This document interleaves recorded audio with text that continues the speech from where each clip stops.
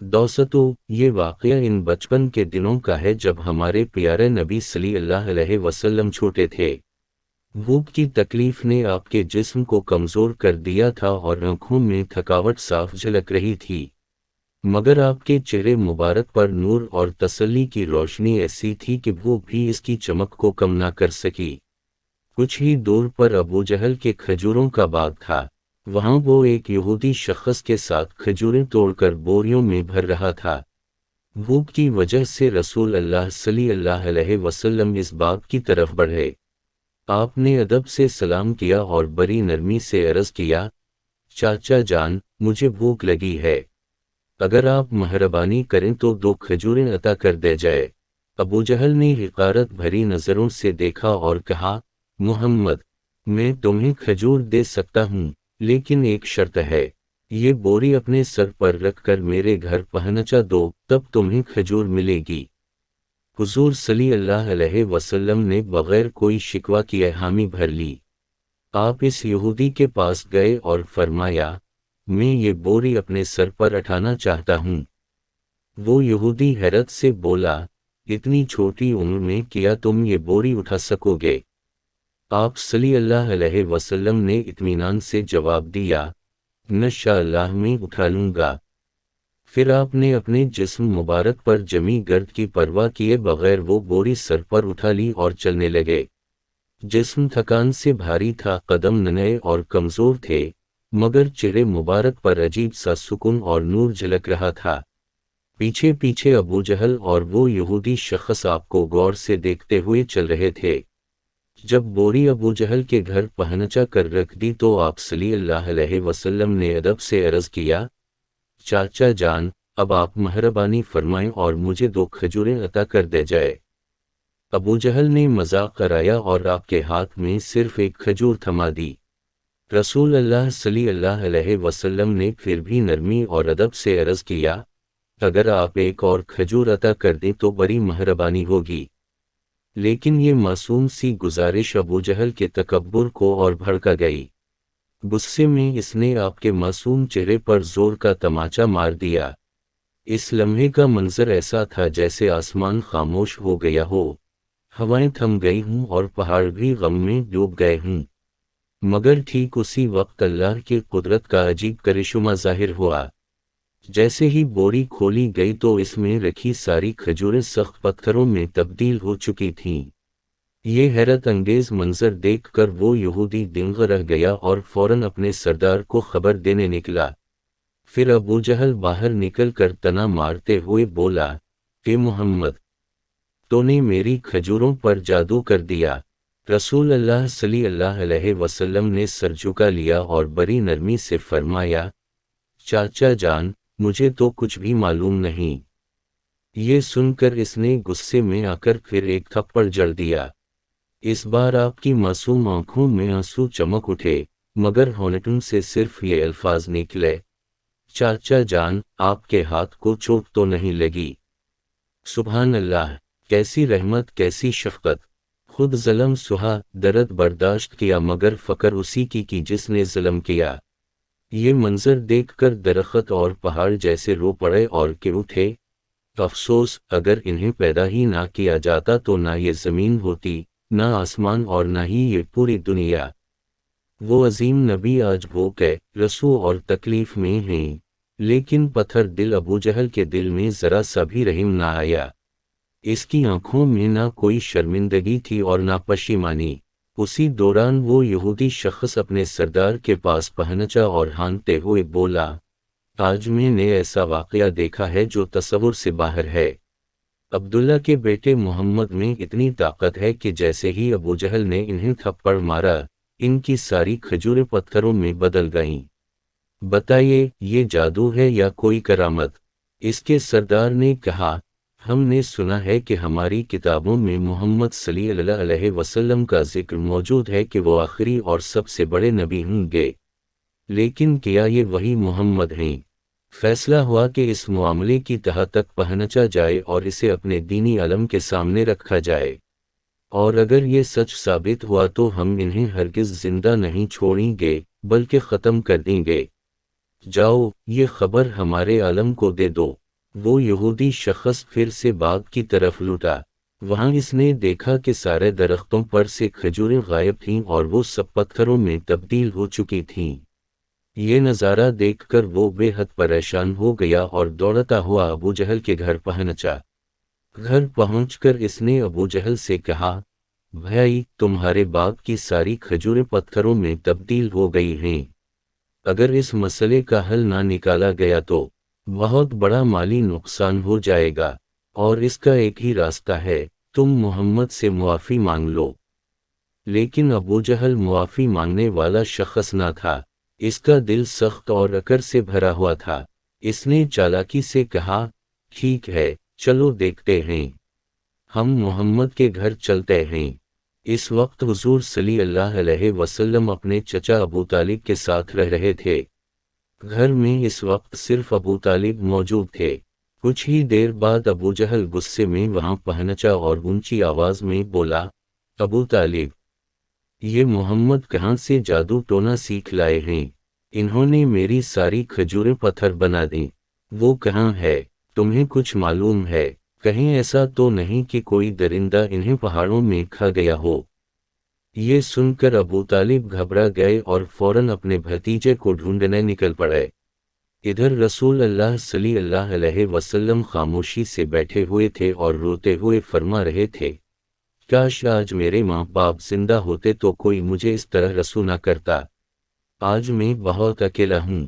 آپ صلی اللہ علیہ وسلم کو روتے دیکھ کر جنگل کے شیر، بھیڑیے اور ہرن وہاں آ پہنچے۔ انہوں نے بھی آپ کی تکلیف محسوس کی اور رونے لگے۔ وہ پکار اٹھے، اے اللہ کے رسول، اے رحمت للعالمین، یہ تھپڑ ہمیں بھی ایسے ہی لگا ہے، اب اور مت روئیے، آپ کے آنسو ہم سے برداشت نہیں ہوتے۔ پھر کچھ ہی دیر میں آپ کے چچا ابو طالب وہاں پہنچے۔ یہ منظر دیکھ کر ان کی آنکھیں بھر آئیں، مگر لفظ نہ نکلے۔ پھر انہوں نے دلاسا دیتے ہوئے کہا، بھتیجے، تمہیں اتنی تکلیف کس نے دی؟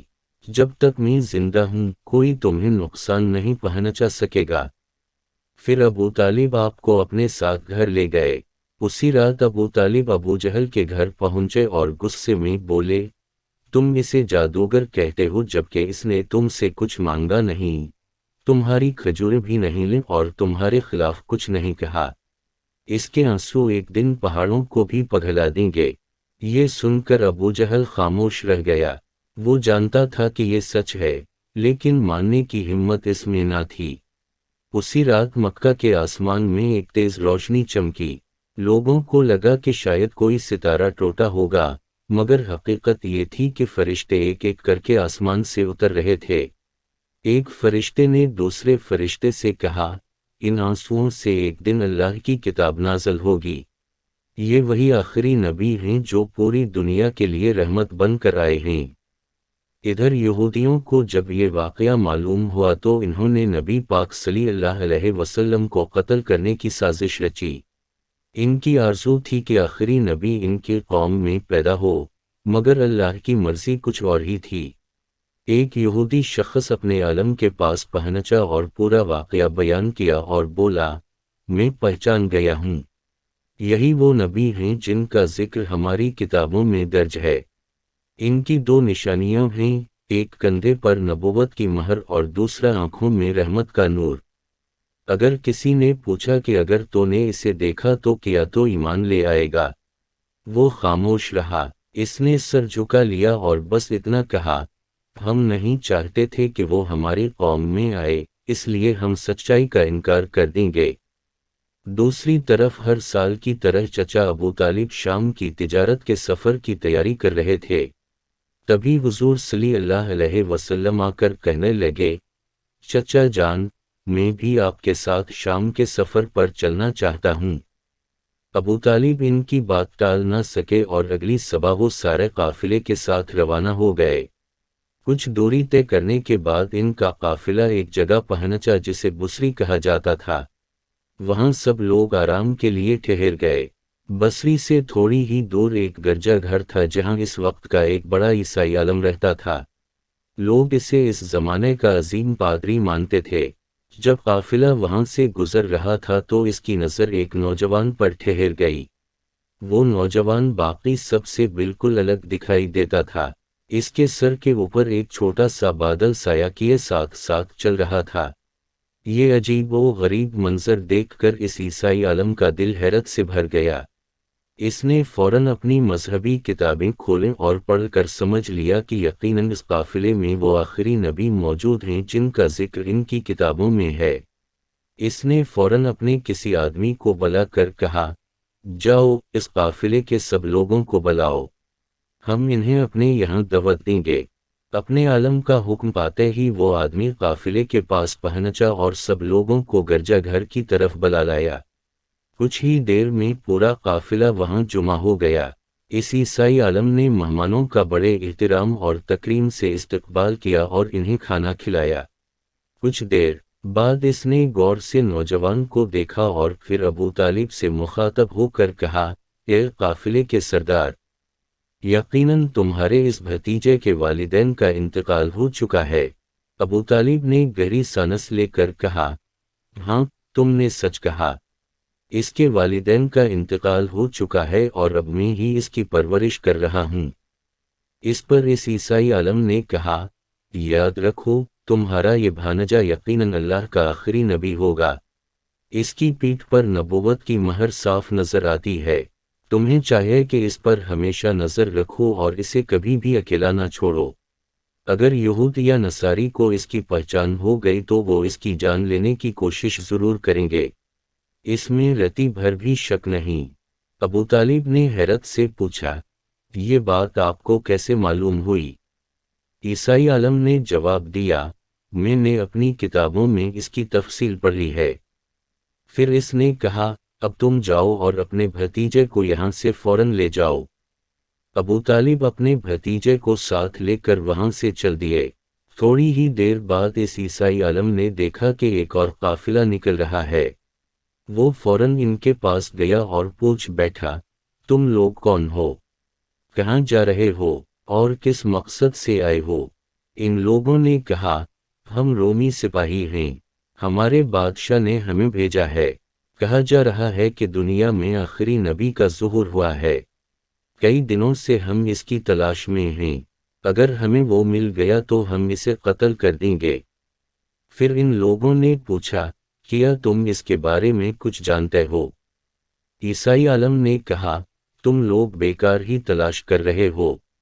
اگر اللہ نے اپنے آخری نبی کو دنیا میں بھیجا ہے تو وہی اس کی حفاظت بھی کرے گا۔ کسی میں اتنی ہمت نہیں کہ وہ اسے زندہ رکھ سکے۔ اب تم واپس اپنے رومی ملک لوٹ جاؤ۔ یہ سن کر وہ سپاہی واپس لوٹ گئے اور دن ڈھل گیا۔ اس رات عیسائی عالم نے ابو طالب کو گرجا گھر میں بلایا اور فکرمندی بھری آواز میں کہا، دیکھا تم نے، میری بات سچ نکلی۔ یہود و نصاری آخری نبی کے سخت دشمن ہیں۔ اگر انہیں اس کی پہچان ہو گئی تو یہ اس کی جان لینے کی ہر ممکن کوشش کریں گے۔ اس لیے تمہیں ہمیشہ اس کی نگرانی رکھنی چاہیے۔ اسے کسی انجان جگہ پر اکیلا مت چھوڑنا اور فی الحال بیرونی ممالک کی طرف مت جانا۔ فوراً اپنے وطن واپس لوٹ جاؤ۔ اگلی صبح ابو طالب نے فیصلہ کیا کہ بیرونی ملک کا سفر معطل کر دیا جائے اور اب وطن واپسی ہی کی جائے۔ قافلہ آگے بڑھا ہی تھا کہ راستے میں انہیں ایک سوار گھوڑا دکھائی دیا، مگر عجیب بات یہ تھی کہ آس پاس کوئی انسان نظر نہیں آ رہا تھا۔ جب قافلہ رکا اور غور سے دیکھا تو پاس ہی ایک آدمی زمین پر پڑا تھا، دم توڑنے کی حالت میں۔ پھر معلوم ہوا کہ یہ وہی یہودی شخص ہے جو پہلے نبی پاک صلی اللہ علیہ وسلم کی جان لینے کے ارادے سے آیا کرتا تھا۔ لیکن سبحان اللہ، وہی دشمن آج حضور کی کرم نوازی کا محتاج تھا۔ رسول اللہ صلی اللہ علیہ وسلم نے اپنے مبارک ہاتھوں سے اسے پانی پلایا اور اس کی جان بچا لی۔ پھر قافلہ دوبارہ روانہ ہوا۔ چلتے چلتے وہ سمندر کے کنارے پہنچے جہاں مچھیروں کی ایک بستی آباد تھی۔ قافلہ وہیں رک گیا اور کچھ دیر سب نے آرام کیا۔ اس بستی کے لوگ بت پرستی میں ڈوبے ہوئے تھے۔ کچھ مچھیرے سمندر کے دیوتا کی پوجا میں مشغول تھے۔ یہ دیکھ کر ابو طالب نے حیرت سے وہاں کے لوگوں سے پوچھا، بھائیو تم یہ خدا پرستی کیوں کر رہے ہو؟ تو ان میں سے ایک شخص بولا، ہمارے جال میں کئی دنوں سے مچھلی نہیں پھنس رہی، اس لیے ہم سمندر کے مالک کو خوش کرنے کے لیے یہ پوجا کر رہے ہیں۔ ادھر نبی پاک صلی اللہ علیہ وسلم کی نظر سمندر کنارے ایک بڑے بت پر پڑی۔ اس کے پاس ہی ایک ماں اور اس کا معصوم بچہ زنجیروں میں جکڑے ہوئے تھے۔ لوگوں کا ارادہ تھا کہ انہیں اس بت کے آگے قربان کر دیا جائے۔ ان مچھروں کا اندھا یقین تھا کہ اگر وہ ایسے قربانی دیں گے تو ان کا سمندر کا مالک خوش ہو جائے گا اور ان کے جال مچھلیوں سے بھر اٹھیں گے۔ حضور صلی اللہ علیہ وسلم رحمت اور شفقت سے آگے بڑھے اور اپنے مبارک ہاتھوں سے اس ماں اور معصوم بچے کی زنجیریں کھول دیں اور انہیں آزادی بخش دی۔ اسی وقت ایک مچھیرا دوڑتا ہوا آیا اور گھبراتے ہوئے بولا، جسے ہم نے قربانی کے لیے باندھا تھا، کسی نے اسے آزاد کر دیا ہے۔ یہ سن کر بھڑک اٹھی اور کئی لوگ حضور صلی اللہ علیہ وسلم کو پکڑنے کے لیے آگے بڑھے، لیکن تبھی آپ کے چچا ابو طالب بیچ میں آ گئے اور لوگوں کو روکتے ہوئے حالات سنبھالنے کی کوشش کرنے لگے۔ تبھی سب کی نظروں کے سامنے ایک عجیب منظر آیا۔ وہ بڑی مورتی اچانک زمین پر گر پڑی اور ٹکڑے ٹکڑے ہو کر بکھر گئی۔ اسی وقت سمندر میں اونچی لہریں اٹھنے لگیں اور دیکھتے ہی دیکھتے کنارے پر مچھلیوں کا ڈھیر لگ گیا۔ لوگ حیرت سے خوشی میں جھوم اٹھے اور اپنے جالوں میں مچھلیاں بھر بھر کر لے جانے لگے۔ یہ نظارہ دیکھ کر ابو طالب بھی دنگ رہ گئے۔ اصل حقیقت یہ تھی کہ حضور صلی اللہ علیہ وسلم سمندر کے کنارے کھڑے ہو کر اللہ تعالیٰ سے دعا فرما رہے تھے اور انہیں کی دعا کی برکت سے اللہ نے مچھروں کی روزی آسان کر دی۔ قافلہ واپس مکہ کی طرف روانہ ہو گیا۔ مکہ پہنچ کر حضور صلی اللہ علیہ وسلم اپنے چچا کے ساتھ بکریاں چرانے لگے۔ ایک دن جب آپ بکریاں چرا کر لوٹ رہے تھے تو راستے میں دیکھا کہ ایک ٹھکانے پر غلاموں اور عورتوں کا سودا ہو رہا تھا۔ مردوں کی پیٹھوں پر جلتے لوہے کی سلاخیں داغی جا رہی تھیں اور عورتوں کو اونچی قیمتوں پر نیلام کیا جا رہا تھا۔ یہ خوفناک اور دل دہلا دینے والا منظر دیکھ کر حضور صلی اللہ علیہ وسلم کا معصوم دل غم اور رحم سے بھر اٹھا۔ اسی گاؤں میں ابو لہب بھی غلامی کا کاروبار کیا کرتا تھا۔ اس دن وہ ایک عورت کو بہت اونچے داموں میں بیچ رہا تھا۔ اس عورت کا شوہر دوڑتا ہوا آیا اور گڑگڑا کر کہنے لگا، حضور رحم کہہ جائے، یہ کام مت کہہ جائے، ہمیں معاف کر دے جائے۔ مگر ابو لہب نے اس کی ایک نہ سنی۔ اسی دوران حضور صلی اللہ علیہ وسلم وہاں پہنچے۔ آپ نے نرمی سے فرمایا، اس عورت کو مت بیچو۔ ابو لہب غصے میں بولا، میں نے اسے مہنگے داموں پر خریدا ہے، اگر تم اس کی قیمت ادا کر دو تو میں اسے چھوڑ دوں گا۔ تب حضور صلی اللہ علیہ وسلم نے اپنی مبارک رقم ادا کر دی اور اس دن آپ کی برکت اور رحمت سے وہ عورت ہمیشہ کے لیے آزاد ہو گئی۔ پھر وقت گزرتا گیا۔ ایک بار مکہ شریف میں لمبے عرصے تک بارش نہیں ہوئی۔ شہر کی زمین سوکھ کر بنجر ہو گئی تھی۔ بچے بھوک اور پیاس سے تڑپ رہے تھے اور جانور موت کے کنارے پہنچ گئے تھے۔ تب مکہ کے بڑے بڑے سردار آپس میں جمع ہوئے اور بولے، ہماری زمین پیاس سے جل رہی ہے، بچوں اور جانوروں کی حالت نازک ہو چکی ہے، آؤ ہم سب مل کر کعبہ کے پاس چلیں اور اللہ سے بارش کی دعا کریں اور تب تک واپس نہ لوٹیں جب تک بارش نہ آ جائے۔ یہ کہہ کر سب سردار کعبہ شریف کی طرف نکل پڑے۔ چچا ابو طالب بھی اس قافلے میں شامل ہوئے۔ اسی وقت چھوٹے محمد صلی اللہ علیہ وسلم نے بڑی محبت سے فرمایا، چاچا جان، میں بھی آپ کے ساتھ چلنا چاہتا ہوں۔ ابو طالب نے نرمی سے جواب دیا، اے محمد تم ابھی چھوٹے ہو، وہاں بڑے بڑے لوگ ہوں گے، وہ تمہارا مذاق اڑا سکتے ہیں۔ لیکن حضور صلی اللہ علیہ وسلم نے معصومیت اور محبت سے پھر عرض کیا، چاچا جان، مجھے بھی اپنے ساتھ لے چلیے، اگر وہاں مجھے پسند نہ کیا گیا تو میں خود ہی لوٹ آؤں گا۔ حضور صلی اللہ علیہ وسلم کی معصوم باتیں اور پیارا انداز سن کر چچا ابو طالب خاموش رہ گئے۔ وہ اپنے بھتیجے سے بے انتہا محبت کرتے تھے، لہذا انہوں نے حضور صلی اللہ علیہ وسلم کو ساتھ لیا اور کعبہ شریف کی طرف روانہ ہو گئے۔ کچھ ہی دیر بعد دونوں کعبہ کے پاس پہنچے۔ وہاں مکہ کے سردار، مرد اور عورتیں سب جمع تھے۔ انہوں نے قسم کھائی تھی کہ جب تک بارش نہیں ہوگی تب تک وہاں سے ہٹیں گے نہیں۔ ابو طالب کو آتے دیکھ سرداروں نے حیرت سے کہا، اے ابو طالب، کیا تمہیں معلوم نہیں کہ ہم یہاں صرف دعا کرنے کے لیے جمع ہوئے ہیں؟ تم اس چھوٹے بچے کو کیوں لے آئے ہو؟ یہاں اس کی کوئی ضرورت نہیں۔ یہ سن کر ابو طالب نے حضور صلی اللہ علیہ وسلم کو چپکے سے پیچھے ہٹنے کا اشارہ کیا۔ آپ ادب سے خاموش ہو کر پیچھے ہو گئے۔ پھر مکہ کے لوگ مل کر روتے روتے دعا کرنے لگے، اے مالک کعبہ، ہمیں پانی عطا کر، ہمارے بچے اور جانور پیاس سے تڑپ رہے ہیں۔ مگر پوری رات گزر گئی لیکن آسمان سے بارش کا ایک قطرہ بھی نہ اترا۔ اگلی صبح سورج کی تپش اور بھی تیز ہو گئی۔ کعبہ کا سنگ مرمر اتنا تپ گیا کہ لوگ بے ہوش ہو کر گرنے لگے۔ کعبہ کو اٹھا کر وہاں سے باہر لے جایا گیا۔ اسی وقت حضور صلی اللہ علیہ وسلم پھر سے چچا ابو طالب کے پیچھے جا کر کھڑے ہو گئے۔ ابو طالب پلٹے اور غصے میں بولے، کہ محمد، تم یہاں کیوں آئے؟ میں نے تمہیں پیچھے جانے کو کہا تھا۔ حضور صلی اللہ علیہ وسلم نے بڑی نرمی سے عرض کیا، چاچا جان، مجھے آنے دے جائے، مجھے پورا یقین ہے کہ اللہ تعالیٰ پانی برسائے گا۔ ابو طالب نے نرمی سے کہا، محمد، یہاں مکہ کے بڑے بڑے سردار موجود ہیں، سب نے دعا کی لیکن بارش نہ ہوئی، تم اس چھوٹی عمر میں کیا کر سکو گے؟ یہ ممکن نہیں۔ یہ سن کر حضور صلی اللہ علیہ وسلم خاموش ہو گئے اور پھر پیچھے ہٹ گئے۔ لوگوں نے ایک بار پھر مل کر دعا کی لیکن آسمان خاموش ہی رہا۔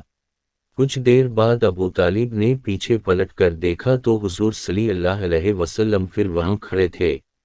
اس بار ابو طالب اور ناراض ہوئے اور غصے میں بولے، کہ محمد، تم دوبارہ یہاں کیوں آ گئے؟ حضور صلی اللہ علیہ وسلم نے معصومیت بھرے لہجے میں فرمایا، چاچا جان، میں آپ کا پسینہ پونچھنے آیا ہوں۔ یہ سن کر ابو طالب کا دل پگھل گیا۔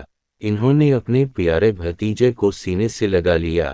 پھر حضور صلی اللہ علیہ وسلم نے نرمی سے فرمایا، چاچا جان، مجھے صرف ایک بار کعبہ کے قریب جانے دے جائے، اگر میں وہاں دعا کروں گا تو یقیناً اللہ تعالیٰ پانی برسا دے گا۔ یہ بات سن کر پاس کھڑے سرداروں میں ہلچل مچ گئی۔ ایک نے کہا، اگر یہ بچہ آگے گیا اور اس کی دعا قبول نہ ہوئی تو ہماری عزت مٹی میں مل جائے گی۔ دوسرے نے کہا، لیکن اگر اس کی دعا سے بارش ہو گئی تو یہ چھوٹا بچہ سب کی نظروں میں بڑا بن جائے گا۔ کافی بحث کے بعد سرداروں نے اجازت دے دی کہ حضور صلی اللہ علیہ وسلم کعبہ کے قریب جا سکتے ہیں۔ حضور صلی اللہ علیہ وسلم کعبہ کے سامنے پہنچے۔ آپ نے آسمان کی طرف نگاہ اٹھائی، اپنے مبارک ہاتھوں کو بلند کیا اور دعا فرمائی۔ اچانک مکہ کی فضا بدل گئی، کالے بادل گھیر آئے اور دیکھتے ہی دیکھتے زبردست بارش ہونے لگی۔ اتنی بارش ہوئی کہ پورا مکہ اور اس کے آس پاس کا علاقہ پانی سے بھر گیا۔ لوگ خوشی سے جھوم اٹھے، بارش میں بھیگتے ہوئے تازگی اور راحت کے ساتھ اپنے اپنے گھروں کی طرف لوٹنے لگے۔ ذرا سوچئے، یہ واقعہ کوئی سادہ تاریخ نہیں بلکہ محبت، رحمت اور تقوی کی زندہ مثال ہے۔ ہمارے پیارے نبی صلی اللہ علیہ وسلم نے تکلیفیں جھیلیں، تنے سنے مگر کبھی بد دعا نہیں دی، بلکہ ہاتھ اٹھا کر فرمایا، اے میرے رب، میری امت کو معاف کر دے کیونکہ یہ نہیں جانتے کہ میں کون ہوں۔ یہی وہ نبی ہیں جن کی محبت کے بغیر جنت کے دروازے کسی کے لیے نہیں کھلیں گے۔ لیکن سوچئے، آج ہم مسلمان کتنی بار ان کی یاد میں روتے ہیں، ان سے کتنا محبت کرتے ہیں، کتنا ان کی سنتوں پر عمل کرتے ہیں۔ جس نبی کے غم میں پہاڑ رو پڑے، درخت رو پڑے، جانور رو پڑے، کیا ہماری آنکھوں سے آنسو بھی نہ نکلنے چاہئیں؟ محترم ناظرین، آئیے ہم سب مل کر دعا کریں، اے اللہ، ہمیں اپنے پیارے نبی صلی اللہ علیہ وسلم کی سچی محبت عطا فرما، ان کے وسیلے سے ہمیں معاف کر دے اور ہماری دعائیں قبول فرما۔ اگر آپ کو یہ ویڈیو پسند آئی ہو تو اسے لائک ضرور کیا جائے۔ اپنے دوستوں کے ساتھ شیئر کیا جائے اور ہمارے چینل کو سبسکرائب کرنا نہ بھولیں۔ ہم پھر ملیں گے ایک اور نئی ویڈیو کے ساتھ، تب تک کے لیے اپنا خیال رکھیے۔ اللہ حافظ۔